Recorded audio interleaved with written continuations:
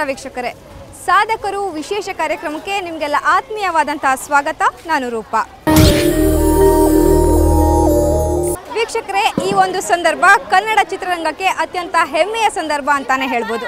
ಯಾಕಂದರೆ ಸುಮಾರು 35 ವರ್ಷಗಳ ಹಿಂದೆ ರಿಲೀಸ್ ಆಗಿದ್ದಂತಹ ಕಸ್ತೂರಿ ನಿವಾಸ ಚಿತ್ರ ಈಗ ಮತ್ತೊಮ್ಮೆ ಕಲರ್ನಲ್ಲಿ ರಿಲೀಸ್ ಆಗಿದೆ. ಈ ಸಂದರ್ಭದಲ್ಲಿ ನಾನು ಯಾಕೆ ನಿಮಗೆ ಕಸ್ತೂರಿ ನಿವಾಸ ಚಿತ್ರದ ಬಗ್ಗೆ ಹೇಳ್ತಾ ಇದ್ದೀನಿ ಅಂದರೆ, ಆ ಚಿತ್ರದಲ್ಲಿ ಅಣ್ಣವರು ಅತ್ಯಂತ ಶ್ರೇಷ್ಠವಾದಂತಹ ಪಾತ್ರವನ್ನು ಮಾಡಿದರು. ಅಂತಹದ್ದೇ ವ್ಯಕ್ತಿತ್ವವನ್ನು ಹೊಂದಿರತಕ್ಕಂತಹ ವ್ಯಕ್ತಿಯ ಪರಿಚಯವನ್ನು ನಾವು ನಿಮಗೆ ಮಾಡಿಕೊಡ್ತಾ ಇದ್ದೀವಿ. ಇವತ್ತಿನ ಸಾಧಕರು ಕಾರ್ಯಕ್ರಮದಲ್ಲಿ ಶ್ರೀಮತಿ ಗಂಗಮ್ಮ ಎಂ ತಿಮ್ಮಯ್ಯನವರ ಪರಿಚಯವನ್ನು ಮಾಡಿಕೊಡ್ತಾ ಇದ್ದೀವಿ. ಅಂದರೆ ಅವರು ಯಾವ ರೀತಿ ಸಾಧನೆಯನ್ನು ಮಾಡಿದರು ಅನ್ನೋದರ ಪರಿಚಯವನ್ನು ಮಾಡಿಕೊಡ್ತಾ ಇದ್ದೀವಿ, ನೋಡಿ.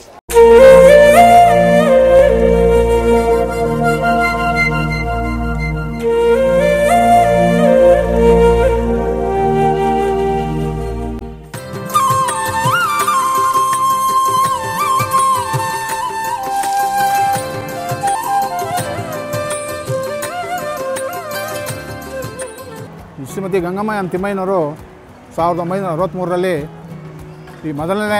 ಈ ಬಿಲ್ಡಿಂಗ್ನ ಮೊದಲನೇ ಸರಿ ಇದನ್ನು ಶುರು ಮಾಡಿ ಕಟ್ಟಿಸಿದ್ರು ಅವ್ರ ತಾಯಿ ಹೆಸರಿನಲ್ಲಿ. ಅದಾದ ನಂತರ ಆ ಶಾಲೆ ಅದೇ ವರ್ಷದಲ್ಲಿ 63ರಲ್ಲಿ ಆ ಶಾಲೆ ಕಟ್ಟಿಸಿದ್ರು. ಅದೇ ರೀತಿ ಪ್ರತಿಯೊಂದು ಬಿಲ್ಡಿಂಗ್ ಮೇಲೂ ಅವರ ಇದು ಇಸ್ವಿ ಇದೆ. ಆ ಇಸ್ವಿ ಒಳಗೆ ಅವರು ಆ ಶಾಲೆಗಳನ್ನ ಕಟ್ಕೊಂಡು ಬಂದು ಕೊನೆ ಎಂಡಿಂಗಲ್ಲಿ ಕಾಂಪೌಂಡ್ ಹಾಕಿ ಗೇಟ್ ಹಾಕಿ ಆರ್ಚು ಗೇಟೆಲ್ಲ ಹಾಕ್ಬಿಟ್ಟು ನಮ್ಮ ಸುಬರ್ದು ಕೊಟ್ಟರು. ಸುಬರ್ದು ಕೊಟ್ಟಾದ್ಮೇಲೆ ಏನಾಯಿತು, ಕೆಲವಾರು ವರ್ಷ ಅವರೇ ಮೇಂಟೈನ್ ಮಾಡಿದ್ರು. ಕೊನೆಗೆ ಸರ್ಕಾರಕ್ಕೆ ಬರ್ಕೊಟ್ಟಿದ್ದಾರೆ. ಇದನ್ನು ಶಾಲೆ ಎಲ್ಲ ಪೂರ್ತಿ ಬಿಲ್ಡಿಂಗ್ಸ್ ಎಲ್ಲ ಸರ್ಕಾರಕ್ಕೆ ಬರ್ಕೊಟ್ಟಿದ್ದಾರೆ. ಅಲ್ಲಾಗಾಯಿತು, ಇಲ್ಲಿನ ಆಗೋ ಹೋಗೆಲ್ಲ ಕಂಪ್ಲೀಟ್ ಏನೇ ಆಗಬೇಕಾದ್ರೂ ಅವ್ರ ಸಪೋರ್ಟ್ ನಮಗಿದೆ. ಅವ್ರ ಮಕ್ಕಳದು, ಅವ್ರ ಕಾಲಾನಂತರ ಅವ್ರ ಮಕ್ಕಳು ಇದ್ರ ಬಗ್ಗೆ ಕಾಳಜಿ ವಹಿಸಿದ್ದಾರೆ. ಅವರ ಸಪೋರ್ಟ್ನಿಂದ ಈ ಕಾಲೇಜು ಭಾಳ ಚೆನ್ನಾಗಿ ನಡೀತಾ ಇದೆ ಇವತ್ತು.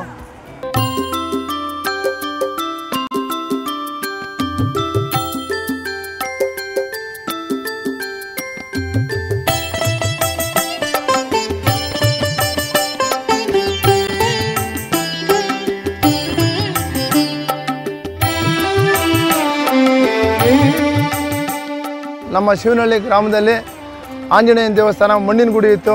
ಅದನ್ನು ಇವತ್ತಿನ ದಿವಸ ಇದು ಭಾಳ ಇದಿದೆ ಅಂಥೇಳಿ ಹೊಡೆದಾಕಿ ಕಟ್ಟೂರು ಸರೋಗಲಿಲ್ಲ ಅಂಥೇಳಿ ತಿರ್ಗಾ 5 ದೇವ್ರು ಮಾಡಬೇಕು ಅಂಥೇಳಿ ಆಂಜನೇಯ ದೇವ್ರು ಒಂದೇ ಇತ್ತು. ಇವತ್ತು 5 ದೇವರಿದೆ. ಆಂಜನೇಯ ದೇವಸ್ಥಾನ ಕಟ್ಕೊಟ್ಟಿದ್ದು ಅವರು. ಆಮೇಲೆ 1ನೇ ಕ್ಲಾಸಿಂದ ಇವತ್ತು ಸಾವಿರಾರು ಜನ ಮಕ್ಕಳು ಇಲ್ಲಿ ಓದ್ತಾ ಇದ್ದಾರೆ. ಆಮೇಲೆ ಊಟಕ್ಕೆ ತೊಂದರೆ ಅಂತ ಇದಾದಮೇಲೆ ಇಸ್ಕಾನ್ ದೇವಸ್ಥಾನಕ್ಕೆ ಹಣ ಕೊಟ್ಟು ಬಡ ಮಕ್ಕಳಿಗೆ ಊಟ ಕೊಡಬೇಕು, ಅವ್ರಿಗೇನು ಬೇಕಾದ್ರೂ ಸಹಕಾರ ನಾನು ಕೊಡ್ತೀನಿ ಬಡ ಮಕ್ಕಳಿಗೆ ಅಂತ ಯಜಮಾನ್ರು ಹೇಳಿದರು. ಆಮೇಲೆ ಮುಂಚೆ ಒಂದು ಸಾರ್ತಿ 10 ರೂಪಾಯಿ ಇಸ್ಕೊಂಡವ್ರು ಫೀಸು ಅಂತ ಅವ್ರಿಗೆ ಗೊತ್ತಾಗಿ ಬೈದರು. 1 ರೂಪಾಯಿ ಕೇಳಬಾರ್ದು, ಅದು ಏನು ಬೇಕಾದ್ರೂ ನಾನು ಕೊಡ್ತೀನಿ ಅಂಥೇಳಿ ಅದನ್ನು ಕಂಡೀಷನ್ ಮಾಡಿದ್ರು. ಇವತ್ತು ಅದೇ ಥರ ಸ್ಕೂಲ್ ನಡ್ಸ್ಕೊಂಡು ಹೋಗ್ತಾ ಇದ್ದಾರೆ.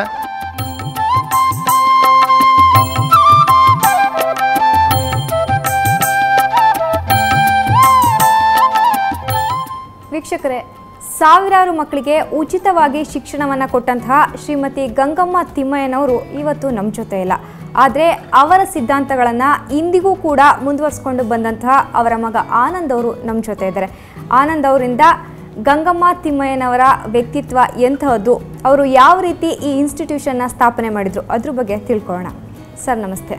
ನಮಸ್ತೆ. ನಮ್ಮ ಕಾರ್ಯಕ್ರಮಕ್ಕೆ ಸ್ವಾಗತ. ನಿಮ್ಮ ಬಾಲ್ಯದ ಜೀವನದಲ್ಲಿ ನಿಮ್ಮ ತಂದೆಯವರ ವ್ಯಕ್ತಿತ್ವವನ್ನು ನೀವು ಯಾವ ರೀತಿ ಕಾಣ್ತಾ ಇದ್ರಿ? ಅದು ಹೇಳಬೇಕು ಅಂದರೆ ತುಂಬ ದೊಡ್ಡದಿದೆ. ಅವ್ರ ಬಾಲ್ಯ ಜೀವನ, ನನ್ನ ಬಾಲ್ಯ ಜೀವನದಲ್ಲಿ ಅವರು ನಮ್ಮನ್ನು, ಅವ್ರ ಮಕ್ಕಳನ್ನ ಚೆನ್ನಾಗಿ ವಿದ್ಯಾವಂತರು ಮಾಡಬೇಕು ಅಂತ ತುಂಬಾ ಕಷ್ಟಪಟ್ಟರು. ಅವರು ನಾವ್ಯಾರೂ ಓದಲಿಲ್ಲ. ನಾವೆಲ್ಲ ಅವರ ಮಟ್ಟಕ್ಕೆ ಅವ್ರು ಏನು ಅಂದ್ಕೊಂಡಿರೋ ಆ ಮಟ್ಟಕ್ಕೆ ನಾವು ರೀಚ್ ಆಗಿಲ್ಲ. ಬಟ್ ಅವರು ಕಟ್ಟಿದಂಥ ಸ್ಕೂಲ್ನಲ್ಲಿ ಓದೋ ಅನ್ನೋ ಒಂದು ಹೆಮ್ಮೆ ನಮಗಿದೆ. ಅಂದರೆ ನೀವು ಹುಟ್ಟಕ್ಕಿಂತ ಮುಂಚೆಯಿಂದನೇ ಆ ಒಂದು ಸ್ಕೂಲು ಶುರುವಾಗಿತ್ತ? ಯಾವ ರೀತಿ ಆ ಒಂದು ಸ್ಕೂಲ್ನ ಸ್ಥಾಪನೆ ಹೇಗಾಯಿತು? ನಾನು ಹುಟ್ಟಕ್ಕೆ ಮುಂಚೆ ಅಂದರೆ ನಂದು 1960ನೇ ಇಸ್ವಿಯಿಂದ ಅವರು 61ರಲ್ಲಿ ಸ್ಟಾರ್ಟ್ ಮಾಡಿದ್ದಾರೆ. ಒಂದು ಎಂಚಿನ ಸ್ಕೂಲ್ ಒಂದಿತ್ತು, ಅಲ್ಲಿ ಎಂಚಿನ ಸ್ಕೂಲ್ ಒಂದು ಕಟ್ಟಿದ್ರು.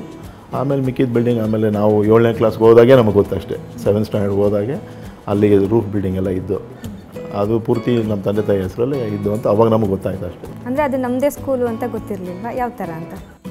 ನಮ್ಮದೇ ಸ್ಕೂಲ್ ಅಂದರೆ ನಮ್ಮದೇ ತಂದೆ ತಾಯಿ ಹೆಸರು ಇತ್ತು, ಇರ್ಬೋದೇನೋ ಅಂದ್ಬಿಟ್ಟು ನಾವು ಅದು ಅವಾಗ ಅಷ್ಟು ಬುದ್ಧಿ ಬೆಳೆದಿರಲಿಲ್ವಲ್ಲ ನಮಗೆ. 6ನೇ ಕ್ಲಾಸ್ 7ನೇ ಕ್ಲಾಸ್ ಅವಾಗ ಆಟ ಆಡ್ಕೊಂಡು ಅಲ್ಲೇ ಹುಟ್ಟಿದಂಥ ಊರಲ್ಲೇ ನಾವು ಸ್ಕೂಲಿಗೆ ಹೋಗ್ತೀವಿ 7ನೇ ಕ್ಲಾಸು. ಓಕೆ, ಯಾವ ಥರ ಅಂದರೆ ಸಮಾಜ ಸೇವೆ ಅಂದರೆ ಸ್ಕೂಲ್ನ ಶುರು ಮಾಡಬೇಕು ಅನ್ನೋ ಉದ್ದೇಶ ಯಾವ ಥರ ಬಂತು? ಅವ್ರು ವಿದ್ಯಾವಂತರು ಅಲ್ದಿರೋದ್ರಿಂದ ಒಂದು ದಿವಸ ಅವರೇನೋ ಬೆಳಗ್ಗೆ ನಡ್ಕೊಂಡು ಹೋಗ್ತಿರ್ಬೇಕಾದ್ರೆ ಯಾರೋ ಮರಳ ಮೇಲೇನೋ ಬರೆಸ್ತಾ ಇದ್ದಾರಂತೆ ಸ್ಕೂಲ್ನಲ್ಲಿ. ಆವಾಗ ಅವರು ನಾನು ಮಾಡೋ ಏನೇ ಕೆಲಸ ಮಾಡಿದ್ರು ನನ್ನ ಸಂಪಾದನೆಯಲ್ಲಿ ಒಂದು 4 ಆಣೆ ಈ ವಿದ್ಯೆಗೋಸ್ಕರ ಇಡಬೇಕು ಅಂದ್ಬಿಟ್ಟು ಒಂದು ಸಣ್ಣದಾಗಿ ಅವ್ರ ತಂದೆ ತಾಯಿ ಹೆಸರಿನಲ್ಲಿ ಒಂದು ಹೆಂಚಿನ ಬಿಲ್ಡಿಂಗ್ ಕಟ್ಕೊಟ್ರಂತೆ. ನಮಗೂ ಹೇಳಿದ್ದು ಕೇಳಿದ್ದೆ ಅಷ್ಟೇ, ನಮಗೂ ಗೊತ್ತಿಲ್ಲ. ಅಲ್ಲಿಂದ ಸ್ಟಾರ್ಟ್ ಆಗಿದ್ದು. ಅದು ಪೂರ್ತಿ ಸರ್ಕಾರಿ ಜಾಗ, ಅದು ಪೂರ್ತಿ ಒಂದು 4-5 ಎಕರೆ ಇದೆ ಇರ್ಬೋದು. ಸರ್ಕಾರಿ ಜಾಗದಲ್ಲಿ ಇವತ್ತುವರೆಗೂ ಒಂದು 70 ರೂಮ್ ಕಟ್ಕೊಟ್ಟಿದ್ದೀವಿ ನಾವು.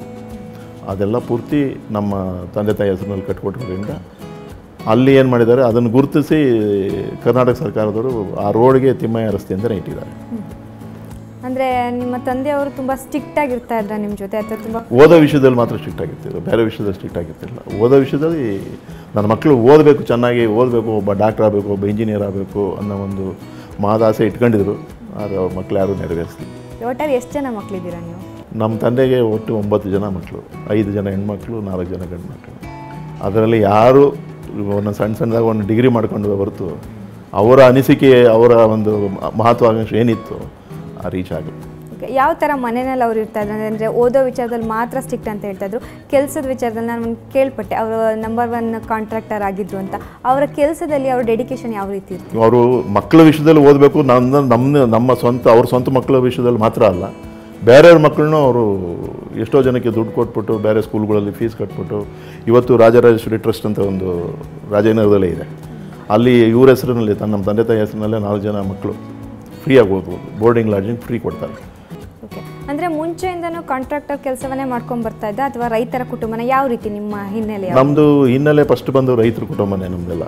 ರೈತರ ಕುಟುಂಬ ಆದಮೇಲೆ ಇವ್ರಿಗೂ ಓದಿಲ್ವಲ್ಲ, ಇವರು 3ನೇ ಕ್ಲಾಸೇನೋ ಓದಿದ್ರು. ಎಲ್ಲೋ ಬೇರೆ ಕಡೆ ಕೆಲಸದಲ್ಲಿ ಪ್ರೈವೇಟ್ ಕೆಲಸದಲ್ಲಿ ಸೇರಿದರು. ಆಮೇಲೆ ಅದು ಬಿಟ್ಟು ಒಂದು 4-5 ಜನ ಪಾರ್ಟ್ನರಾಗಿ ಸೇರಿಕೊಂಡು ಕಾಂಟ್ರಾಕ್ಟ್ ಶುರು ಮಾಡಿದ್ರು. ಕಾಂಟ್ರಾಕ್ಟ್ ಶುರು ಮಾಡಿದ ಮೇಲೆ ಈ ಕಡೆ ಸಮಾಜ ಸೇವೆ ಅಂದ್ಬಿಟ್ಟು ತಮ್ಮ ಹುಟ್ಟಿದ ಊರಿನಲ್ಲೇ ಸಣ್ಣ ಪುಟ್ಟದ ಕೆಲಸ ಈ ಥರ ಮಾಡ್ಕೊಂಡು ಆಮೇಲೆ ದೊಡ್ಡ ಕಾಂಟ್ರಾಕ್ಟರ್ ಆದಮೇಲೆ ಇದರ ದೊಡ್ಡ ಬಿಲ್ಡಿಂಗ್ ಎಲ್ಲ ಕಟ್ಟಿ. ಅಂದರೆ ತಮ್ಮ ದುಡಿಮೆಯ 25%ಅನ್ನು ಶಿಕ್ಷಣಕ್ಕಾಗಿ ಕೊಡಬೇಕು ಅನ್ನೋ ಒಂದು ಧ್ಯೇಯವನ್ನು ಮಾಡ್ಕೊಂಬಂದರು. ಅಂದರೆ ಪ್ರತಿ ವರ್ಷ ದುಡ್ದಿದ್ದ ಯಾವ ಥರ ಅಂತದನ್ನು? ಅದು ನಮಗೆ ಗೊತ್ತಿಲ್ಲಮ್ಮ, ಅವ್ರು ಏನು ಹೇಳ್ತಿರೋ ಅಂತ ಗೊತ್ತಿಲ್ಲ. ಅವ್ರು ಹೇಳೋರು ನಾನೇನು 1 ರೂಪಾಯಿ ಸಂಪಾದನೆ ಮಾಡ್ತೀನೋ ಅದರಲ್ಲಿ ಇದಕ್ಕೋಸ್ಕರ ಎಜುಕೇಷನ್ಗೆ ಸಮಾಜ ಸೇವೆ ಮಾತ್ರ ಖರ್ಚು ಮಾಡಿ ಅಂತ ನಮಗೆ ಬುದ್ಧಿ ಹೇಳೋರು. ಅವಾಗ ನಮ್ಮ ಮುಂದೆ ನಿಮಗೂ ಇದು ಅನ್ಸರ್ಸ್ ಇದನ್ನು ಫಾಲೋ ಮಾಡಬೇಕು ಅನ್ನೋ ರೀತಿಯಲ್ಲಿ ಹೇಳೋದು. ಅಂದರೆ ಒಂದು 2 ಕೊಠಡಿಯಿಂದ ಸ್ಟಾರ್ಟ್ ಆದಂಥ ಸ್ಕೂಲು ಇವತ್ತು ಪಿ ಯು ತನಕನೂ ಬೆಳೆದ್ಕೊಂಡು ಬಂದಿದೆ. ಅಂದರೆ ಅದಲ್ಲದೆ ದೇವಸ್ಥಾನವನ್ನು ಕೂಡ ಕಟ್ಟಬೇಕು ಅನ್ನೋ ಒಂದು ಐಡಿಯಾ ಹೇಗೆ ಬಂತು? ಅದು ಏನಾಯಿತು ಅಂದರೆ ಅಲ್ಲಿ ಮೊದಲು ಹೋಗಿ ಒಬ್ಬರು ನಮ್ಮ ತಂದೆ ಜೊತೆಯವರೇ ಒಬ್ಬರು ಮೋಟಪ್ಪ ಅಂತ ಇದ್ದರು. ಅದು ದೇವಸ್ಥಾನದ ಆಸ್ತಿ ಅಂತ ಒಂದು 3 ಎಕರೆ ಇದೆ, ಇವತ್ತು ಪಾರ್ಕ್ ಆಗಿದೆ. ಅದು ಪವರ್ ಹೌಸ್ ಎದುರುಗಡೆನೇ ಅದು ಪಾರ್ಕ್ ಆಗಿದೆ. ಆ ಜಾಗ ಈ ದೇವಸ್ಥಾನಕ್ಕೆ ಸೇರಿತ್ತು. ಅದು ಏನೋ ಅವಾಗ ಲಿಟಿಗೇಷನ್ ಆಗಿ ಏನೋ ಪ್ರಾಬ್ಲಮ್ ಆದಾಗ ನಮ್ಮ ತಂದೆರು ಅವಾಗ ಎಂಟ್ರಾಗಿ ನಿಮ್ಮ ಜಮೀನು ನೀವು ಸರ್ಕಾರಕ್ಕೆ ಏನಾರ ಮಾಡ್ಕೊಳ್ಳಿ, ನಾನು ದೇವಸ್ಥಾನ ಕಟ್ಕೊಡ್ತೀನಿ ಅಂತ ಅವ್ರು ಶುರು ಮಾಡಿ ಅಕ್ಕಪಕ್ಕ ಜಾಗ ಎಲ್ಲ ಪರ್ಚೇಸ್ ಮಾಡಿ, ಅದು ಇದ್ದಿದ್ದು 10x10 ದೇವಸ್ಥಾನ ಅಷ್ಟೇ. ಅದು ಇವತ್ತು ಅಷ್ಟು ದೊಡ್ಡ ದೇವಸ್ಥಾನ ಆಗಿದೆ ಅಂದರೆ ಪಕ್ಕದ್ದೆಲ್ಲ ಪರ್ಚೇಸ್ ಮಾಡಿರೋ ಜಾಗ ಪರ್ಚೇಸ್ ಮಾಡಿ ದೇವಸ್ಥಾನಕ್ಕೆ ಬರೆದು ಇಷ್ಟು ದೊಡ್ಡ ದೇವಸ್ಥಾನ ಕಟ್ಟಿದ್ರು. ಹೌದು ದೇವಸ್ಥಾನಕ್ಕೋಸ್ಕರ ಕಟ್ಟಿದ್ರು. ಸರ್, ಈ ಶಿವನಹಳ್ಳಿ ಅನ್ನೋದೇನಿದೆ ಅದು ಇವತ್ತು ಶಿವನಗರ ಆಗಿ ಬೆಳ್ಕೊಂಡು ಬಂದಿದೆ. ಈ ಮಧ್ಯದಲ್ಲಿ ನಿಮ್ಮ ತಂದೆಯವರ ಕಾಣಿಕೆ ಏನು? ಶಿವನಗರ ಆಗೋಷ್ಟೊಳಗೆ ನಮ್ಮ ತಂದೆಯವರೇ ಇರಲಿಲ್ಲ. ಶಿವನಹಳ್ಳಿ ಅಂತಲೇ ಇವತ್ತು ನಾವು ಕರೆಯೋದು ಶಿವನಹಳ್ಳಿ ಅಂತಲೇ. ಅದನ್ನು ಶಿವನಗರ ಈಗೀಗ ಮಾಡ್ಕೊಂಡಿದ್ದಾರೆ, ಮೊದಲಿಗೆ ಶಿವನಹಳ್ಳಿ ಅಂತಲೇ ಇತ್ತು. ನಮ್ಮ ತಂದೆಯವ್ರು ಮಾಡಿದಿರಲ್ಲ ಈಗ ಈ ರಸ್ತೆಗೆ, ಅದಕ್ಕೆ ಸರ್ಕಾರ ಅವ್ರಿಗೆ ಮಾಡಿರೋ ಕೆಲಸಕ್ಕೆ ರೆಕಗ್ನೈಸ್ ಮಾಡಿ ರೋಡ್ಗೆಲ್ಲ ಕಾರ್ಪೊರೇಷನವರು ಹೆಸರಿಟ್ಟಿದ್ದಾರೆ. ಅವ್ರ ಕಾಣಿಕೆನೇ ದೇವಸ್ಥಾನ. ಅವ್ರ ಸ್ವಂತ ದುಡಿಮೆಯಿಂದ ನಮ್ಮ ಆಂಜನೇಯ ದೇವಸ್ಥಾನ, ಅದು ಹಳೆಯ ದೇವಸ್ಥಾನ ಜೀರ್ಣೋದ್ಧಾರ ಮಾಡಿದ್ದಾರೆ, ಸ್ಕೂಲ್ ಕಟ್ಕೊಟ್ಟಿದ್ದಾರೆ. ಮಕ್ಕಳು ಓದಬೇಕು ಅಂದ್ಬಿಟ್ಟು ಭಾಳ ಪ್ರಯತ್ನ ಪಡೋರು. ನಮ್ಮ ಸ್ವಂತ ಮಕ್ಕಳಲ್ಲದೆ ಬೇರೆ ಯಾರು ಬಂದರು ಫಸ್ಟ್ ಕೇಳೋದೇ ಅವರು. ಯಾರೇ ಬಂದರು, ಸ್ನೇಹಿತರ ಮಕ್ಕಳು ಬರಲಿ, ಯಾರೇ ಬರಲಿ, ಏನು ಓದಿದ್ಯಾ ಅಂತ ಕೇಳೋದು. ನೀವು ಓದ್ತೀಯಾ, ಇನ್ನೂ ಓದ್ತೀಯಾ, ಓದು, ಅವ್ರಿಗೆ ಏನು ಅನುಕೂಲ ಬೇಕು ಅವ್ರು ಮಾಡ್ತಾರೆ. ಅಂದರೆ ಯಾವ ಒಂದು ಕಾರಣಕ್ಕೆ ಎಜುಕೇಷನ್ ಇಂಪಾರ್ಟೆಂಟ್ ಅಂತ ಅವ್ರಿಗೆ ಅನಿಸ್ತಿತ್ತವ್ರು. ನಾನು ಓದಿಲ್ವಲ್ಲ, ನಾನು ಓದಿಲ್ಲ, ನಾನು ಬೇರೆ ಮಕ್ಕಳಾದ್ರೂ ಓದಲಿ, ನನ್ನ ಮಕ್ಕಳಂತೂ ಅವ್ರು ಪ್ರಯತ್ನ ಪಟ್ಟರು, ಅವ್ರು ಓದಿಲ್ಲ ಅಂತ ಗೊತ್ತಾಗೋಯ್ತು ಅವ್ರಿಗೆ. ಅವ್ರು ಲಾಸ್ಟಿಗೆ ಗೊತ್ತಾಗೋಯ್ತು ನನ್ನ ಮಕ್ಕಳು ಓದಿಲ್ಲ, ಬೇರೆ ಮಕ್ಕಳಾದ್ರು ಓದಲಿ ಚೆನ್ನಾಗಿರ್ತ. ಓಕೆ, ಅಂದರೆ ಕ್ಲಾಸ್ 1 ಕಾಂಟ್ರಾಕ್ಟರ್ ಆಗಿದ್ರು ಅಂತ ನಾನು. ಹೌದು. ಯಾವ ಬಿಲ್ಡಿಂಗ್ಗಳನ್ನ ಕಟ್ಟಿದ್ದಾರೆ ನಿಮಗೆ? ಫಸ್ಟ್ ನಮಗೆ ಗೊತ್ತಿದ್ದಂಗೆ 60ನೇ ಇಸ್ವಿನಲ್ಲಿ ಬಾಪೂಜಿ ವಿದ್ಯಾಮಂದಿರ ಅಂದ್ಬಿಟ್ಟು ವಿದ್ಯಾಶಾಲೆ ಅಂದ್ಬಿಟ್ಟು ಇಲ್ಲಿ ಮಾಗಡಿ ರೋಡಲ್ಲಿದೆ. ಅದು ನಾನೇ ಕಾಂಟ್ರಾಕ್ಟ್ ಮಾಡಿದ್ದು ಅಂತ ಹೇಳ್ತಿದ್ರು. ವಿಕ್ಟೋರಿಯಾ ಹಾಸ್ಪಿಟ್ಲು ಕಲ್ ಬಿಲ್ಡಿಂಗ್ ಇತ್ತು, ಅದು ಮಾಡಿದೆ ಅಂತಾರೆ. ಆಮೇಲೆ ಕಣ್ಣು ಹಾಸ್ಪಿಟ್ಲ್ ಇದೆ, ಮಿಂಟೋ ಹಾಸ್ಪಿಟ್ಲ್ ಅಂತಾರೆ, ಚಾಮರಾಜಪೇಟೆ, ಅದು ನಾನು ಕಟ್ಟಿದ್ದು ಅಂತಾನೆ. ಕಿದ್ವಾಯಿ ಸರ್ಟ್ಪೈ ಸ್ಕೂಲ್ ಅಂತ ಒಂದಿದೆ, ಆಮೇಲೆ ಮೆಂಟಲ್ ಹಾಸ್ಪಿಟ್ಲು, ಆಮೇಲೆ ಹಿಂದೆಗಡೆ ಬನ್ನಘಟ್ಟ ರೋಡಲ್ಲಿ ಫೈರ್ ಸ್ಟೇಷನ್ ಇದೆ, ಕ್ಯಾನ್ಸರ್ ಹಾಸ್ಪಿಟ್ಲು, ಇವೆಲ್ಲ ಕಾಂಟ್ಯಾಕ್ಟ್ ಮಾಡ್ತಾರೆ. ಸರ್ ಏನಂತಂದರೆ ಸಮಾಜ ಸೇವೆಯನ್ನು ಮಾಡ್ಕೊಂಡು ಬರ್ತಾಯಿದ್ರು, ಜೊತೆಗೆ ಕಾಂಟ್ರಾಕ್ಟರ್ ಆಗಿ ಫೇಮಸ್ ಕೂಡ ಆಗಿದ್ದರು. ಇವರಿಗೆ ರಾಜಕೀಯದಲ್ಲಿ ಇಂಟ್ರೆಸ್ಟ್ ಇತ್ತಾ ಇಲ್ವಾ, ಅದ್ರ ಬಗ್ಗೆ ಕೂಡ ನಮ್ಮ ವೀಕ್ಷಕರಿಗೆ ತಿಳಿಸ್ಕೊಳ್ಳೋಣ. ವೀಕ್ಷಕರೇ, ರಾಜಕೀಯದ ಬಗ್ಗೆ ತಿಮ್ಮಯ್ಯನವರಿಗೆ ಒಲವು ಇತ್ತಾ ಇಲ್ವಾ ಅದ್ರ ಬಗ್ಗೆ ತಿಳಿಸ್ಕೊಡ್ತೀವಿ. ಆದರೆ ಅದಕ್ಕೂ ಮುಂಚೆ ಒಂದು ಸ್ಮಾಲ್ ಬ್ರೇಕ್. ಇಲ್ಲ, ಅವ್ರ ಒಂದು ಮೈಂಡಲ್ಲಿತ್ತು, ಏನು ವಿದ್ಯೆ ಇಲ್ದಿದ ಮೇಲೆ ನಾವು ರಾಜಕೀಯಕ್ಕೆ ಅನರ್ಹರು ಅಂತ ಅವ್ರ ಒಂದು ಮೈಂಡಲ್ಲಿತ್ತು.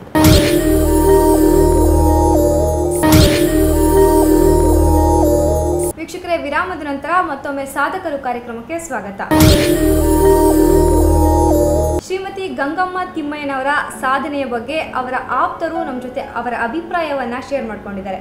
ಬನ್ನಿ ಅವ್ರು ಏನು ಮಾತನಾಡಿದ್ದಾರೆ ಅಂತ ನೋಡ್ಕೊಂಡ್ಬನ್ನಿ. ತಿಮ್ಮಯ್ಯನವರು ಮತ್ತು ನಾವು ಒಂದೇ ಊರಿನಲ್ಲಿ ಹುಟ್ಟು ಬೆಳೆದಂಥವರು, ಕೃಷಿಕ ರೈತ ಕುಟುಂಬದಿಂದ ಬಂದಿರತಕ್ಕಂಥ ಜನ ನಾವು. ಅವರು ನಮಗೇನು ಹೊಸಬ್ರೇನಲ್ಲ, ಹುಟ್ಟು ಬೆಳೆದಾಗಿಂದ ನಾನು ಬುದ್ಧಿ ಕಂಡಾಗಿಂತ ಅವ್ರನ್ನ ಕಾಣ್ತಾ ಇದ್ದೇನೆ. ತಿಮ್ಮಯ್ಯನವ್ರಿಗೆ ಮಕ್ಕಳ ಶಿಕ್ಷಣದ ಬಗ್ಗೆ ಅಪಾರ ಕಾಳಜಿ ಇತ್ತು. ಅವರು ಎಲ್ಲ ಜನರು, ಎಲ್ಲ ಸುತ್ತಮುತ್ತಲಿನ ಪ್ರದೇಶಗಳಿಗೆ ಮಕ್ಕಳು ವಿದ್ಯಾವಂತರಾಗಬೇಕು, ಶಿಕ್ಷಣದೇ ಜೀವನದ ಆಧಾರ ಅಂತ ತಿಳಿದು ಮಕ್ಕಳಿಗೆ ಶಿಕ್ಷಣದ ಬಗ್ಗೆ ಭಾಳ ಹೇಳ್ತಾಯಿದ್ರು. ಅವರು ರಾಜಕೀಯದ ಬಗ್ಗೆ ಅವ್ರಿಗೆ ಅಭಿಪ್ರಾಯವೇ ಇರಲಿಲ್ಲ. ರಾಜಕೀಯಕ್ಕೆ ಹೋಗಬೇಕು, ರಾಜಕೀಯದಲ್ಲಿ ಮುಂದಾಳತ್ವದಲ್ಲಿ ಹೋಗಬೇಕು ಅನ್ನೋ ಒಂದು ಅಭಿಪ್ರಾಯ ಯಾವುದೂ ಅವರಲ್ಲಿ ಇರಲಿಲ್ಲ. ಈ ಮಕ್ಕಳ ಸೇವೆ, ಶಿಕ್ಷಣ ಮತ್ತು ದೇವಸ್ಥಾನಗಳ ಇದು ಮಾಡಬೇಕನ್ನೋ ಭಾಳ ಕಾಳಜಿ ಇಟ್ಕೊಂಡಂಥವ್ರು. ಅವರು ಅದರಲ್ಲೇ ತಲ್ಲೀನರಾಗಿದ್ದರು. ಶಿಕ್ಷಣದ ಬಗ್ಗೆ ಮತ್ತು ದೇವಸ್ಥಾನದ ಬಗ್ಗೆ ಮಾತ್ರ, ರಾಜಕೀಯದ ಬಗ್ಗೆ ಅಷ್ಟೊಂದು ಗಮನ ಇರಲಿಲ್ಲ ಅವ್ರಿಗೆ. ಸರ್, ಅವರ ಆಪ್ತರು ಅವ್ರ ಜೊತೆನೇ ಬೆಳ್ಕೊಂಬಂದಂಥವ್ರು ಹೇಳ್ತಾಯಿದ್ರು ಅವರಿಗೆ ರಾಜಕೀಯದಲ್ಲಿ ಅಷ್ಟು ಇಂಟ್ರೆಸ್ಟ್ ಇರಲಿಲ್ಲ ಅಂತ. ಅಂದರೆ ತುಂಬ ನೇಮು ಫೇಮ್ ಎಲ್ಲ ಆಯಿತು, ಸಮಾಜ ಸೇವೆಯನ್ನು ಮಾಡ್ಕೊಂಡು ಬಂದಿದ್ರು. ಅವ್ರಿಗೆ ರಾಜಕೀಯದಲ್ಲಿ ಒಲವು ಇರಲಿಲ್ವಾ? ಯಾವೊಂದು ಕಾರಣಕ್ಕೆ? ತುಂಬ ಸ್ನೇಹಿತರಿದ್ದರು, ಅವರು ಒಲವಿರಲಿಲ್ಲ. ಅಂದರೆ ಯೂಶ್ವಲಿ ಸಮಾಜ ಸೇವೆಯನ್ನು ಮಾಡ್ಕೊಂಡು ಬರೋ ಅಂಥವ್ರಿಗೆ ಒಂದು ಪವರ್ ಇದ್ದರೆ ಇನ್ನೂ ಹೆಚ್ಚಿನ ಸಮಾಜ ಸೇವೆಯನ್ನು ಮಾಡಬೇಕು ಅನ್ನೋ ಒಂದು ಆಸಕ್ತಿ ಇರುತ್ತೆ. ಹಾಗಾಗಿ ಒಂದು ಪವರ್ ಬೇಕು ಅಂತ ಅವಾಗ ಯಾವತ್ತೂ ಅನ್ನಿಸ್ಲಿಲ್ವಾ? ಅವ್ರಿಗೆ ಯಾವತ್ತೂ ಅನಿಸಿಲ್ಲಮ್ಮ. ಅವ್ರ ಒಂದು ಮೈಂಡಲ್ಲಿತ್ತು, ಏನು ವಿದ್ಯೆ ಇಲ್ದಿದ ಮೇಲೆ ನಾವು ರಾಜಕೀಯಕ್ಕೆ ಅನರ್ಹರು ಅಂತ ಅವ್ರ ಒಂದು ಮೈಂಡಲ್ಲಿತ್ತು. ಯಾರು ವಿದ್ಯೆ ಇರಲ್ವೋ ಸಮಾಜ ಸೇವೆ ಮಾಡ್ಬೋದು, ಆದರೆ ಸಮಾಜ ಸೇವೆಯಲ್ಲಿ ರಾಜಕೀಯವಾಗಿ ಸೇವೆ ಮಾಡಬೇಕು ಅನ್ನೋದು ಅವ್ರಿಗೆ ಗಮನಕ್ಕೆ ಇರಲಿಲ್ಲ. ಅವ್ರಿಗೆ ವಿದ್ಯೆ, ಅವ್ರಿಗೆ ನಾನು ಓದಿಲ್ಲ ಅನ್ನೋದು ಮೇಯ್ನ್, ನಾವು ಓದಿಲ್ಲ, ನಮ್ಮ ಮಕ್ಕಳು ಓದಿಲ್ಲ ಅನ್ನೋದೇ ಮೇಯ್ನ್ ಅವ್ರಿಗೆ ಜಾಸ್ತಿ ಚಿಂತೆ ಇದ್ದಿದ್ದು. ಅದರಿಂದ ಅವ್ರಿಗೇನು ರಾಜಕೀಯದಲ್ಲಿ ಒಲವಿರಲಿಲ್ಲ. ಅವ್ರಿಗೆ ಆಗಲಿ ನಮ್ಮ ಕುಟುಂಬದಲ್ಲಿ ಯಾರಿಗೂ ಒಲವಿರಲಿಲ್ಲ. ತಿಮ್ಮಯ್ಯನವರು ಸಾಕಷ್ಟು ಸಮಾಜ ಸೇವೆಗಳನ್ನ ಮಾಡ್ಕೊಂಡು ಬಂದಿದ್ದಾರೆ. ಅದರಲ್ಲಿ ಪ್ರಮುಖವಾಗಿ ಯಾವ್ದ್ಯಾವುದು ಅಂತ ಹೇಳ್ಬೋದು?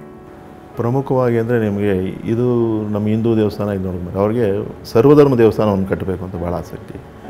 ಅದನ್ನೇನು ಮಾಡಬೇಕು, ಕಿದ್ವಾಯಿ ಕ್ಯಾನ್ಸರ್ ಹಾಸ್ಪಿಟ್ಲ್ ಕಾಂಟ್ರಾಕ್ಟ್ ಮಾಡಬೇಕಾದ್ರೆ ಅಲ್ಲಿ ದೊಡ್ಡದೊಂದು ಸರ್ವಧರ್ಮ ದೇವಸ್ಥಾನ ಕಟ್ಟಿದ್ದಾರೆ. ಹಿಂದೂ, ಮುಸ್ಲಿಂ, ಕ್ರೈಸ್ತರು ಎಲ್ಲರೂ ಆ ಹಾಸ್ಪಿಟ್ಲಿಗೆ ಬರ್ತಾರೆ. ಅಲ್ಲೊಂದು ಪ್ರಾರ್ಥನಾ ಮಂದಿರ ಇರಬೇಕು ಅಂದ್ಬಿಟ್ಟು ಅದು ಅವರು ಮಹದಾಕಾಂಕ್ಷೆ ಕಟ್ಟಿದ್ರು. ಅದೊಂದು ದೇವಸ್ಥಾನ ಅಲ್ಲೊಂದು ಕಟ್ಟಿಕೊಟ್ಟಿದ್ದಾರೆ. ಆಮೇಲೆ ಕೆಲವು ಅಲ್ಲಿ ಬಂದು ಇಳ್ಕೊಳ್ಳೋಕ್ಕೆ ಜನಗಳು, ಹೊರಗಡೆಯಿಂದ ಬರೋ ಜನಗಳು ಇಳ್ಕೊಳ್ಳಿಕ್ಕೆ ಒಂದು ಹಾಲ್ ಕಟ್ಕೊಟ್ಟಿದ್ದಾರೆ. ಅವ್ರು ಏನೇ ಕೆಲಸ ಮಾಡಿದ್ರು ಇದರಲ್ಲಿ ಬರೋದು ನನ್ನೊಂದು 25 ಪೈಸೆ ನಂದು ಸಮಾಜಕ್ಕೆ ಇರಬೇಕು ನಂದು ಏನು ಅಂತ ಅವತ್ತಿಂದ ಮಾಡ್ಕೊಂಡಿದ್ದಾರೆ. ಅದಾದ ಮೇಲೆ ನಮಗೂ ಅದೇ ರೀತಿ ಅವರು ಬುದ್ಧಿ ಹೇಳಿ, ಅದೇ ರೀತಿ ಅವ್ರು ಮಾಡೋ ಕೆಲಸಗಳು ಏನು ಮಾಡ್ತಾರೆ ಅದೇ ನಮ್ಮ ಪ್ರೇರಣೆ. ಮುಂದಕ್ಕೆ ನಾವೇನು ಮಾಡೋದು ಅವ್ರು ನಡೆಸ್ಕೊಂಡು ಆದಿನೇ ನಾವು ಹಂಗೆ ಕಂಟಿನ್ಯೂ ಮಾಡಿಕೊಂಡು 2000 ಒಂದು ನಮ್ಮ ಮನೆ ದೇವರೇ ತುರುವೇಕೆರೆ ಹತ್ರ ಇದೆ, ಆ ದೇವಸ್ಥಾನ ಮಾಡೋದು, ಲಕ್ಷ್ಮೀ ದೇವರು, ಆ ದೇವಸ್ಥಾನವನ್ನು ಕಟ್ಕೊಂಡು ಮಿಕ್ಕಿದ್ದು ಸ್ಕೂಲ್ನಲ್ಲಿ ಕೆಲವು ರೂಮ್ಗಳೆಲ್ಲ ಇದ್ದು ಆ ರೂಮ್ನೆಲ್ಲ ಕಂಟಿನ್ಯೂ ತಿರುಗಿ ಕಟ್ಕೊಟ್ಟಿದ್ದೀವಿ. ಅವ್ರ ಹೆಸರನ್ನು ಶಾಶ್ವತ ಉಳಿಬೇಕು ಅನ್ನೋ ರೀತಿಯಲ್ಲಿ ಅವ್ರು ಏನು ಮಾಡಿಕೊಟ್ರೆ ಅದೇ ಮಾರ್ಗದರ್ಶನ ನಾವು ನಡ್ಕೊಂಡು ಹೋಗ್ತಾಯಿದ್ದೀವಿ.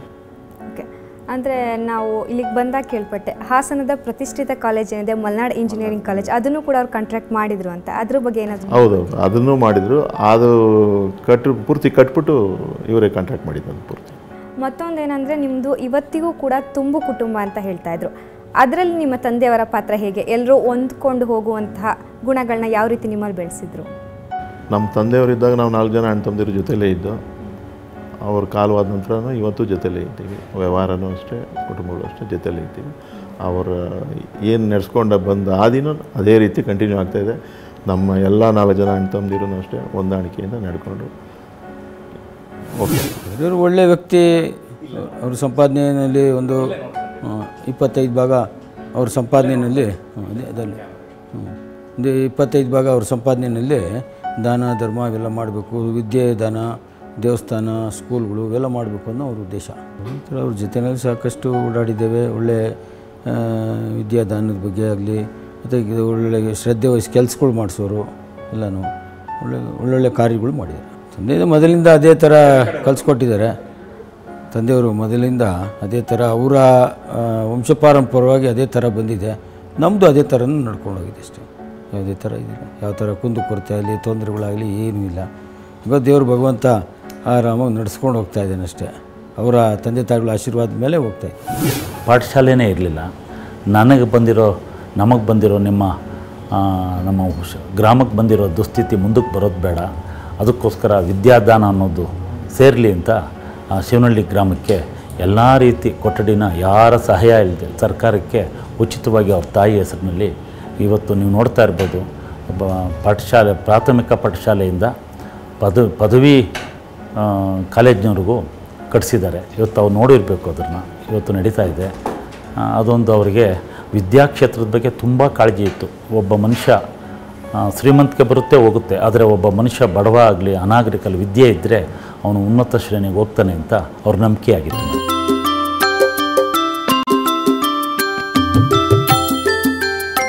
ಅಂದರೆ ಯಾವ ರೀತಿ ನಿಮಗೆ ಮಾರ್ಗದರ್ಶನ ಕೊಡ್ತಾ ಇದ್ರು? ಎಲ್ಲ ಒಟ್ಟಾಗಿ ಇರಬೇಕು, ಅದರಿಂದ ಏನು ಸಿಗುತ್ತೆ, ಈ ಥರದ್ದು ಒಂದು ಮೆಸೇಜ್ ಏನಾದರೂ ನಿಮ್ಗೆ ಹೇಳ್ತಾ ಇದ್ರೆ ಯಾವ ರೀತಿ ಅಂತ? ಇಲ್ಲ, ಅದ್ರ ಬಗ್ಗೆ ಅವರೇನು ಒಟ್ಟು ಕುಟುಂಬದ ಬಗ್ಗೆ ಅವರೇನು, ಯಾಕೆಂದರೆ ನಾನು ಒಂದು ಹೇಳಬೇಕು ಅಂದರೆ ಅವ್ರು ಇದ್ದಿದ್ದು ಒಟ್ಟು ಕುಟುಂಬದಲ್ಲಿ.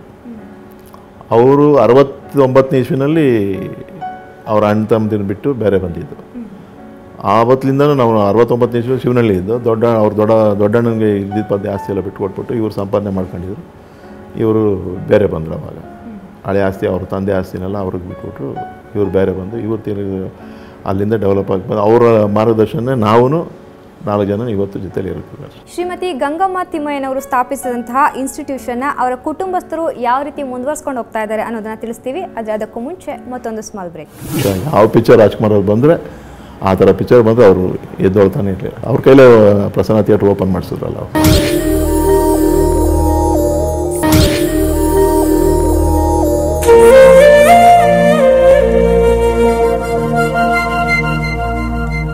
ಸುಮಾರು 60ರ ದಶಕದಲ್ಲಿ ನಿಮ್ಮ ತಂದೆಯವರು ಈ ವಿದ್ಯಾಸಂಸ್ಥೆಯನ್ನು ಶುರು ಮಾಡಿದ್ರು. ತದನಂತರ ಅವರೇ ಒಂದಷ್ಟು ಕಾಲ ಅವರ ಕೈಯಲ್ಲಾದ ಮಟ್ಟಿಗೆ ನಡೆಸ್ಕೊಂಡ್ಬಂದರು. ತದನಂತರ ನಿಮ್ಮ ಅಂದರೆ ಅವರ ಮಕ್ಕಳಾದ ನೀವು ಅದನ್ನು ಮುಂದುವರಿಸಬೇಕು ಅಂದರೆ ಯಾವ್ಯಾವ ರೀತಿ ಚಾಲೆಂಜಸ್ ಬಂತು? ಈ ಶಿಕ್ಷಣ ಸಂಸ್ಥೆಗೆ ನಿಮ್ಮ ಕಾಂಟ್ರಿಬ್ಯೂಷನ್ ಏನು ಸರ್? ನಮ್ಮ ತಂದೆಯವ್ರ ಕಾಲವಾದ ನಂತರ ನಾವು ಮಾಡಿರೋದೇನೆಂದರೆ, ಕೆಲವು ಆವಾಗ ಇನ್ನೂ ಸ್ಟ್ರೆಂತ್ ಗೌರ್ಮೆಂಟ್ ಸ್ಕೂಲ್ ಜಾಸ್ತಿ ಇತ್ತು. ಸ್ಟ್ರೆಂತ್ ಇದೆ ಜಾಸ್ತಿ, ರೂಮ್ಸ್ ಇಲ್ಲ ಅಂತ ಕಂಪ್ಲೇಂಟು ಹೇಳೋರು ಬಂದು ಊರಿನವ್ರಿಗೆ ಹೇಳಿದಾಗ ಆ ಹೆಡ್ ಮಾಸ್ಟರ್ಸು ಅವರೆಲ್ಲ ಬಂದು ಅವಾಗ ನಾವೇನು ಮಾಡಿದ್ರು, ನಮ್ಮ ಫ್ಯಾಮಿಲಿ ಬ್ರದರ್ಸ್ ಎಲ್ಲ ಮಾತಾಡಿಕೊಂಡು ಸ್ಕೂಲ್ ರೂಮ್ಸ್ ಕಟ್ಟಲಿಕ್ಕೆ ಶುರು ಮಾಡಿ ಅವ್ರ ಕಾಲವಾದ ನಂತರ ನಾವೇ ಒಂದು 30-35 ರೂಮ್ ಕಟ್ಕೊಟ್ಟಿದ್ದೀವಿ ಅವ್ರಿಗೆ. ಕಟ್ಕೊಟ್ಟ ನಂತರ ಏನಾಯಿತು, 2001ನಲ್ಲಿ ಇಸ್ಕಾನ್ದು ಮಧ್ಯಾಹ್ನದ ಬಿಸಿ ಊಟ ಬರಲಿಕ್ಕೆ ಅವಕಾಶ ಮಾಡಿಕೊಡ್ಬೇಕು, ಅವಾಗಿನ್ನೂ ಅಡ್ಮಿಷನ್ಸ್ ಜಾಸ್ತಿ ಆಗುತ್ತೆ ಅಂತ ಬಂದರು. ಆಗ ನಾವು ಇಸ್ಕಾರ್ನ ಅಪ್ರೋಚ್ ಮಾಡಿದಾಗ ಅವರೇ ಹೇಳಿದ್ರು, ನೀವು ದುಡ್ಡು ಡಿಪಾಸಿಟ್ ಇಟ್ಟರೆ ನಿಮಗೆ ಇದು ಮಾಡಿ. ನಾವು ಹಂಗೆ ಅವ್ರ ಹತ್ರ ಆರ್ಗ್ಯೂ ಮಾಡಿದ್ರು, ಸರ್ಕಾರನೇ ಕೊಡ್ತಾ ಇದೆಯಲ್ಲ ನಿಮಗೆ ಅಕ್ಕಿ ಅದೆಲ್ಲ ಏನೋ ಫ್ರೀಯಾಗಿ ಕೊಡ್ತಾ ಇದೆ, ಅದ್ರದ್ದು ಯಾಕೆ ನೀವು ನಮ್ಮ ಹತ್ರ ದುಡ್ಡು ತೊಗೋದ್ರಿ? ಇಲ್ಲ, ನೀವು ಕೊಟ್ಟರೆ ಮಾಡೋಕ್ಕಾಗೋದು, ಇಲ್ಲ ಕೊಡೋಕ್ಕಾಗಲ್ಲ ಅಂತ. ಸರಿ, ಆವಾಗ ನಮ್ಮ ಕೈಲಾದಷ್ಟು ಡಿಪಾಸಿಟ್ ಇಟ್ಟುಬಿಟ್ಟು ಇವತ್ತು ಒಂದು 500 ಮಕ್ಕಳಿಗೆ ಮಧ್ಯಾಹ್ನದ ಬಿಸಿ ಊಟ ಕೊಡ್ತಾಯಿದ್ದಾರೆ. ಅವತ್ತಿಂದ ಇವತ್ತಿನವರೆಗೂ ಒಂದು 10-12 ವರ್ಷದಿಂದ ಕೊಡ್ತಾ ಬಂದಿದ್ದಾರೆ. ಓಕೆ, ಅಂದರೆ ಇವತ್ತಿಗೂ ಅದೇ ಥರ ಅಂದರೆ ಬಡ ಮಕ್ಕಳಿಗೆ ಯಾವ ಥರ ನೀವು ಎನ್ಕರೇಜ್ ಮಾಡ್ಕೊಂಡು ಬರ್ತಾ ಇದ್ದೀರಾ ಅಂತ? ನಮ್ಮ ತಂದೆಯವರು ಏನು ಮಾಡ್ತಿದ್ರು ಅದನ್ನು ನಾವು ಮಾಡ್ಕೊಂಡು ಬರ್ತಾ ಇದ್ದೀವಿ. ಅಂದರೆ ಅವರಷ್ಟು ಶ್ರದ್ಧೆಯಿಂದ ಮಾಡದೇ ಇದ್ದರು, ಅವ್ರ ಹೆಸರು ಉಳಿಸ್ಲಿಕ್ಕೋಸ್ಕರ ಆದರೂ ನಾವು 4 ಜನನೂ ಅದೇ ರೀತಿ ಮಾಡ್ಕೊಂಡು ಬರ್ತಾ ಇದ್ದೀವಿ. ಅಂದರೆ ಇವಾಗ ಸ್ವಲ್ಪ ಗೌರ್ಮೆಂಟ್ ಸ್ಕೂಲ್ ಅಂತ ಅಂದರೆ ಸ್ವಲ್ಪ ಎಲ್ಲೋ ಒಂದು ಕಡೆ ಆಸಕ್ತಿ ಕಡಿಮೆ ಅಂತ ಆಗ್ತಾ ಇದೆ. ಯಾಕೆಂದರೆ ಇಂಗ್ಲೀಷ್ ಮೀಡಿಯಂ ಕಡೆ ಎಲ್ಲ ಹೋಗ್ತಾ ಇದ್ದಾರೆ, ಒಲವನ್ನ ತೋರಿಸ್ತಾ ಇದ್ದಾರೆ. ಬಟ್ ಹಾಗಾಗಿ ಇವತ್ತಿಗೂ ಏನಾದ್ರು ಆ ಥರ ಚಾಲೆಂಜಸ್ ಏನಾದರೂ ಇದೆಯಾ ನಿಮಗೆ? ನೋಡಿ, ಲಾಸ್ಟ್ ಇಯರು ಏನಾಯಿತು, ಇಂಗ್ಲೀಷ್ ಮೀಡಿಯಂ ಬೇಕು, ಇಂಗ್ಲೀಷ್ ಇಲ್ಲದಿದ್ದರೆ ಸ್ಟೂಡೆಂಟ್ಸ್ ಬರೋದಿಲ್ಲ ಅಂತ ಒಂದಿದ್ದು ಬಂತು. ಆವಾಗ ಏನು ಮಾಡಿದ್ರು, ನಾವೇ ಕೈಯಿಂದ ಇಂಗ್ಲೀಷ್ ಮೀಡಿಯಮ್ ಒಬ್ಬರನ್ನ ಅಪಾಯಿಂಟ್ ಮಾಡಿ ಇಂಗ್ಲೀಷ್ ಕೋಚಿಂಗ್ ಕ್ಲಾಸಸ್ ಶುರು ಮಾಡಿಸ್ತು. ಈಗ ನಮ್ಮ ಸರ್ಕಾರಿ ಇದರೊಳಗೂ ಇಂಗ್ಲೀಷ್ ಮೀಡಿಯಮ್ ಇಂಗ್ಲೀಷ್ ಒಂದು ಸೆಕ್ಷನ್, ಒಂದು ಡೈಲಿ ಒಂದು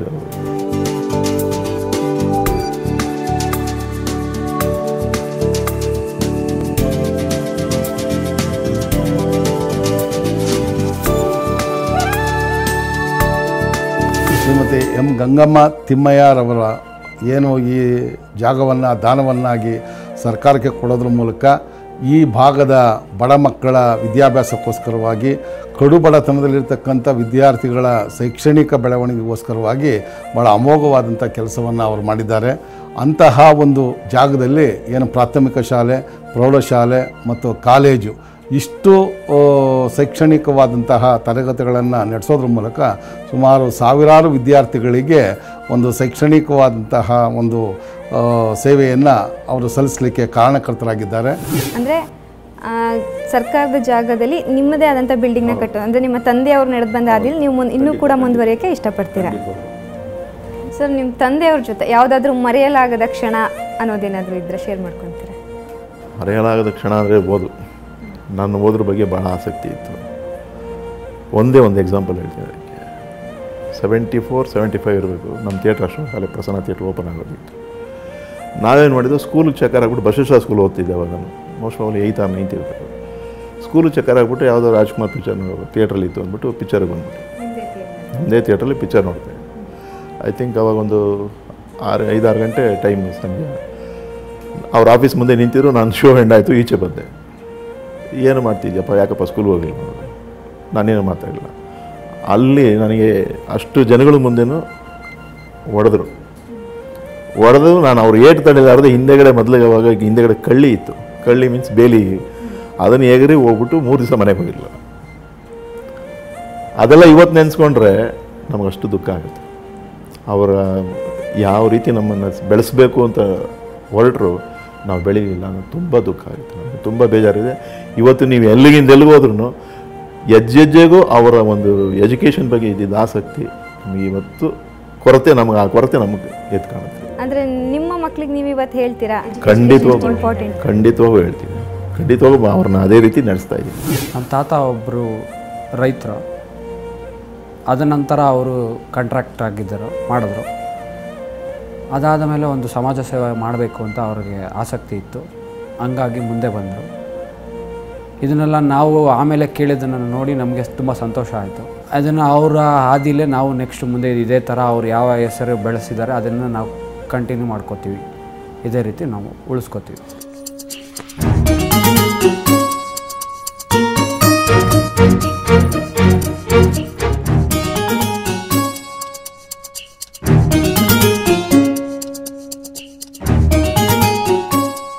ನನ್ನ ಹೆಸರು ಶ್ರೀರಾಮ್ ಎನ್ ಎಸ್ ಅಂತ. ನಾನು ಗಂಗಮ್ಮ ತಿಮ್ಮಯ್ಯ ಕಾಲೇಜಲ್ಲಿ ಓದ್ತಾ ಇದ್ದೀನಿ. ಸೆಕೆಂಡ್ PU ಆರ್ಟ್ಸಿಂದ ಓದ್ತಾ ಇದ್ದೀನಿ. ಎಲ್ಲ ಪ್ರೈವೇಟ್ ಕಾಲೇಜ್ಗಳಿಗಿಂತ ಇಲ್ಲಿ ಜಾಸ್ತಿ ಫೆಸಿಲಿಟೀಸ್ ಜಾಸ್ತಿ ಇದೆ. ಇಲ್ಲಿ ಪ್ರತಿಯೊಂದು ಸಬ್ಜೆಕ್ಟ್ಗೂ ಒಬ್ಬೊಬ್ಬ ಟೀಚರ್ಸ್ ಇದ್ದಾರೆ. ಒಂದೊಂದು ಎಲ್ಲರೂ ಹೇಳ್ತಾರೆ ಗೌರ್ಮೆಂಟ್ ಕಾಲೇಜಲ್ಲಿ ಟೀಚರ್ಸ್ ಇರಲ್ಲ ಅಂತ. ಇಲ್ಲಿ ಆ ಥರ ಯಾವುದೂ ಇಲ್ಲ. ಗೌರ್ಮೆಂಟ್ ಕಾಲೇಜ್ ಆದರೂ ಇಲ್ಲಿ ಟೀಚರ್ಸ್ ಫೆಸಿಲಿಟಿ ಚೆನ್ನಾಗಿದೆ. ನನ್ನ ಹೆಸರು ತೇಜಸ್ವಿನಿ ND ಅಂತ. ನಾನಿಲ್ಲಿ ಸೆಕೆಂಡ್ PU ಕಾಮರ್ಸ್ ಸ್ಟಡಿ ಮಾಡ್ತಾ ಇದ್ದೀನಿ. ಗಂಗಮ್ಮ ಎಂ ತಿಮ್ಮಯ್ಯ ಸ್ಕೂಲ್ ಕಟ್ಸಿರೋದ್ರಿಂದ ಎಷ್ಟೊಂದು ಬಡ ಮಕ್ಳಿಗಾಗಲಿ ಎಷ್ಟೊಂದು ಜನಕ್ಕೆ ಇಲ್ಲಿ ಎಜುಕೇಷನ್ಗಾಗಲಿ ಮತ್ತಿಲ್ಲ ಫೆಸಿಲಿಟೀಸ್ಗಳಿಂದ ತುಂಬ ಯೂಸ್ ಆಗಿದೆ. ಅವ್ರನ್ನ ನಾವು ನೋಡಿಲ್ಲ, ಬಟ್ ಆದರೆ ಅವ್ರ ಮಗ ಇಲ್ಲಿ ಏನೇ ಒಂದು ಪ್ರಾಬ್ಲಮ್ಸ್ ಆದರೂ ಸರಿ ಇಲ್ಲ, ಏನು ಕಲ್ಚರಲ್ ಆ್ಯಕ್ಟಿವಿಟೀಸ್ ಇದ್ರೂ ಎಲ್ಲದಕ್ಕೂ ಬಂದು ಇಲ್ಲಿ ಹೆಲ್ಪ್ ಮಾಡಿಕೊಡ್ತಾರೆ ಮತ್ತು ಎಲ್ಲದಕ್ಕೂ ಎಂಕರೇಜ್ ಮಾಡ್ತಾರೆ. ತುಂಬ ಚೆನ್ನಾಗಿ ಬರ್ತಾರೆ ಇಲ್ಲಿ. ಮತ್ತು ನಮಗೆ ಎಜುಕೇಷನ್ಸ್ ಆಗಲಿ ಊಟದ್ದು ಇದರಲ್ಲೂ ಮತ್ತು ಎಲ್ಲ ರೀತಿಯೂ ಹೆಲ್ಪ್ ಮಾಡಿದ್ದಾರೆ.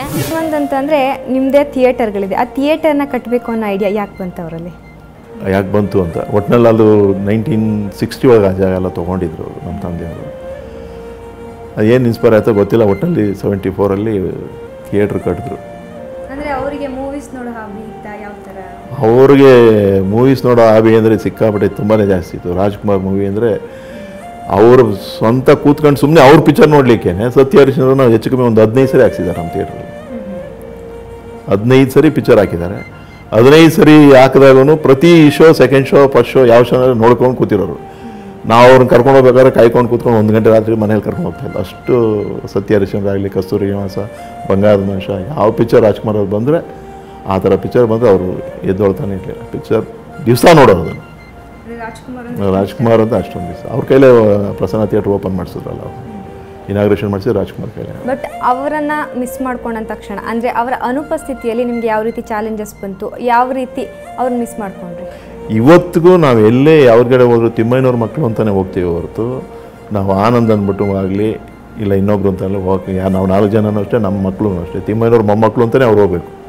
ಇವತ್ತು ನಾನು ಯಾವುದೇ ಆಫೀಸ್ಗೆ ಹೋದ್ರೂ ಫಸ್ಟು ನಾವು ಪ್ರಸನ್ನ ಥಿಯೇಟ್ರ್ ಅಂತ ಹೇಳ್ತಿದ್ದ ತಿಮ್ಮೇನವ್ರ ಮಗನಪ್ಪ ನೀವು ಅಂತ ಕೇಳ್ತಾರೆ. ಅವ್ರು ಅಷ್ಟು ಗೌರ್ಮೆಂಟ್ ಅಫಿಷಿಯಲ್ಸ್ ಹತ್ರ ಅಷ್ಟು ಚೆನ್ನಾಗಿದ್ದಾರೆ ಯಾವುದೇ ಡಿಪಾರ್ಟ್ಮೆಂಟಲ್ಲಾಗಿ.